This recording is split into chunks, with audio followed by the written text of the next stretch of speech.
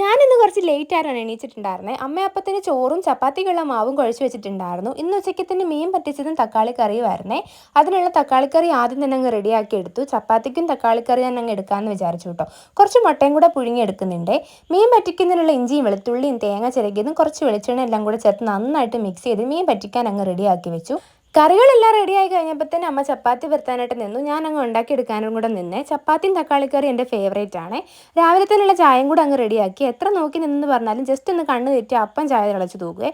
പിന്നെ അച്ചാച്ചിക്കുള്ള ചായ റെഡിയാക്കി കൊണ്ട് കൊടുത്തു. അമ്മ അപ്പം മിറ്റമൊക്കെ ഒന്ന് തൂക്കുമായിരുന്നു. രാവിലെ അങ്ങനെ ചായ കൂടി ശീലമില്ലാത്തതുകൊണ്ട് അച്ചാച്ചിക്ക് വേണ്ടി മാത്രമാണ് കേട്ടോ ചായ ഇടുന്നത്. പിന്നെ പുഴുങ്ങിയ മുട്ടയുടെ തോടൊക്കെ മാറ്റി വെച്ച്. അപ്പോൾ ഇന്ന് എനിക്ക് ഓഫീസിലേക്ക് കൊണ്ടുപോകാനായിട്ട് ചോറും മീൻ പറ്റിച്ചതും കുറച്ച് അച്ചാറും കൂടി എടുക്കുന്നുണ്ട്. മാങ്ങാച്ചാറാണേ. പിന്നെ തക്കാളി ചട്നിയും കൂടി എടുക്കുന്നുണ്ട് കേട്ടോ. രാവിലത്തേന് ചപ്പാത്തിയും തക്കാളി ചട്നിയായിരുന്നേ. പിന്നെ ഉച്ചയ്ക്ക് കൊണ്ടുപോകാനുള്ള വെള്ളം കൂടി എടുത്ത് വെച്ചു കേട്ടോ. അപ്പോൾ ഇന്നത്തെ വീഡിയോ ഇത്രയേ ഉള്ളൂ. വീഡിയോ ഇഷ്ടപ്പെട്ടാൽ ലൈക്ക് ചെയ്യാനും കമൻറ്റ് ചെയ്യാനും മറക്കരുത്.